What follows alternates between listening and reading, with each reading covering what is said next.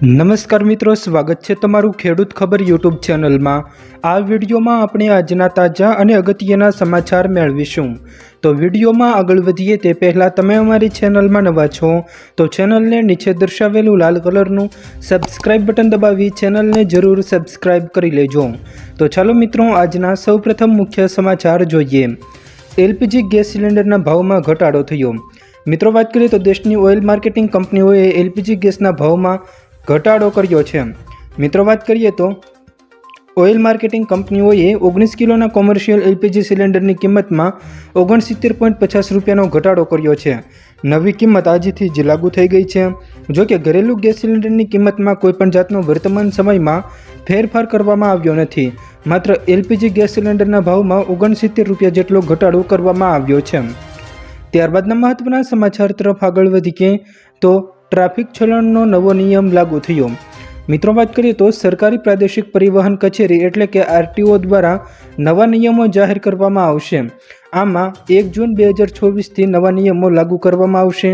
મિત્રો, વાત કરીએ તો સગીર ડ્રાઇવિંગ માટે ₹25,000 સુધીનો દંડ કરવામાં આવશે।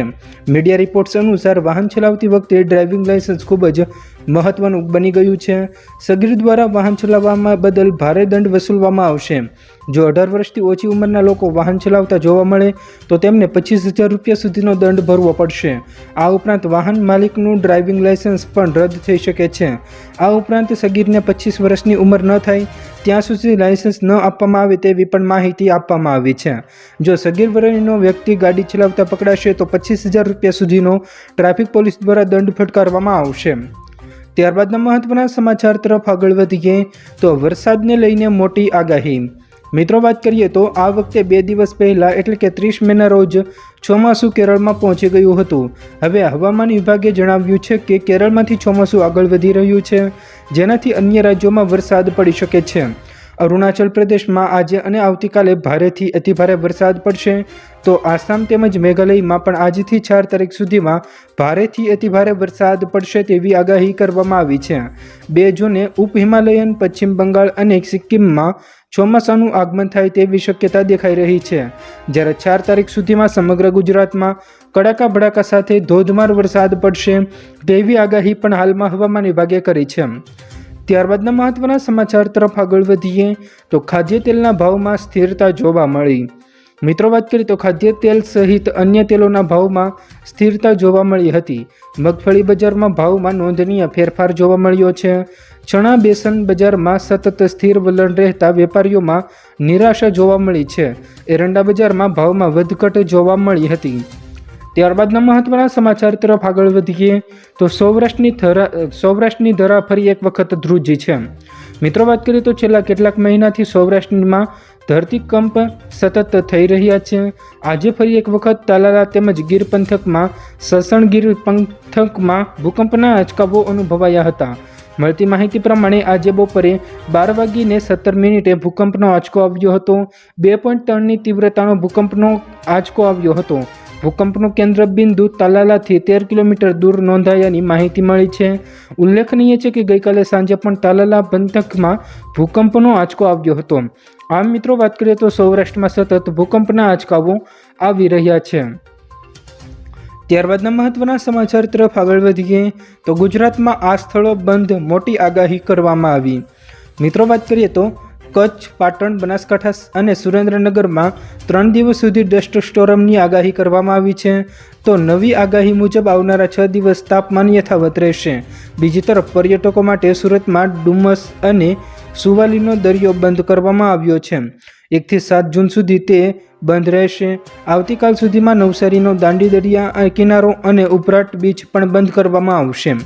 માછીમારોને દરિયો ન ખેડવાની સૂચના આપવામાં આવી છે। જો કે ગુજરાતમાં 11 જૂન સુધીમાં મેઘરાજા પધારશે તેવું અનુમાન લગાવવામાં આવી રહ્યું છે। 11 તારીખ સુધીમાં ગુજરાતમાં ચોમાસાનું આગમન થઈ જાય તેવી આગાહી હાલમાં હવામાન વિભાગ દ્વારા કરવામાં આવી છે। ત્યારબાદના મહત્વના સમાચાર તરફ આગળ વધીએ તો રાજકોટમાં ગેમ ઝોન દુર્ઘટનાને લઈને મોટા સમાચાર મળ્યા। મિત્રો, વાત કરીએ તો રાજકોટમાં ગેમ ઝોન દુર્ઘટનામાં એસઆઈટીએ કરેલી તપાસમાં એક પણ પોલીસને જવાબદાર દર્શાવવામાં નથી આવ્યા। બીજી તરફ આજે ગાંધીનગરમાં એસઆઈટી અને આઈપીએસ અને આઈએએસ અધિકારીઓની પૂછપરછ કરી શકે છે। આમ આ કેસમાં 27 લોકોના મોતના મામલે પોલીસ અધિકારીઓને ક્લીન ચીટ મળી છે. પોલીસે માત્ર ટિકિટ વહેંચણી માટે મંજૂરી આપી હતી તેવો ઉલ્લેખ થયો છે. પોલીસના માત્ર નિવેદનો લેવામાં આવ્યા છે, તેમની કોઈ ધરપકડ કરવામાં નથી આવી. ત્યારબાદના મહત્વના સમાચાર તરફ આગળ વધીએ. અમરનાથ યાત્રા માટે હેલિકોપ્ટર બુકિંગ શરૂ થયું. મિત્રો, વાત કરીએ તો શ્રી અમરનાથ યાત્રા પર જનારા શ્રદ્ધાળુઓ માટે હેલિકોપ્ટરનું ઓનલાઈન બુકિંગ આજથી શરૂ થશે. આ યાત્રા 29 જૂનથી શરૂ થશે અને 19 ઓગસ્ટે પૂરી થશે. ગયા વર્ષે હેલિકોપ્ટર દ્વારા મુસાફરીનું ભાડું નીલગ્રાંથ, બટવાલ, પંજતરી લઈને 1804 અને પહેલગામથી લઈને પંજતરી સુધી વ્યક્તિ દીઠ 3104 રૂપિયા હતું.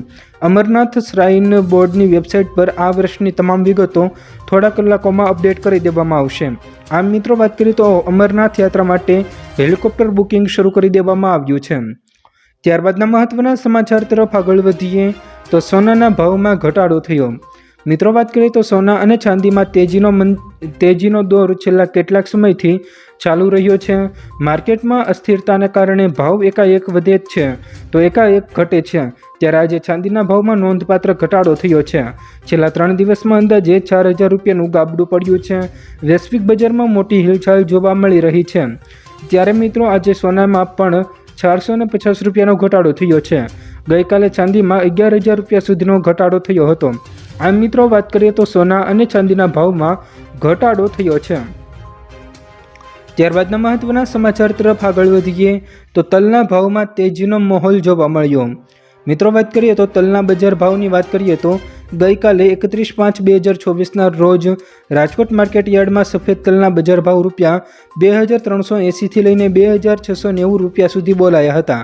જ્યારે અમરેલી માર્કેટ યાર્ડમાં સફેદ તલના ભાવ રૂપિયા 1500થી લઈને 2870 રૂપિયા સુધી બોલાયા હતા. તેમજ બોટાદ માર્કેટ યાર્ડમાં સફેદ તલના ભાવ રૂપિયા 2365થી લઈને 2775 રૂપિયા સુધી બોલાયા હતા.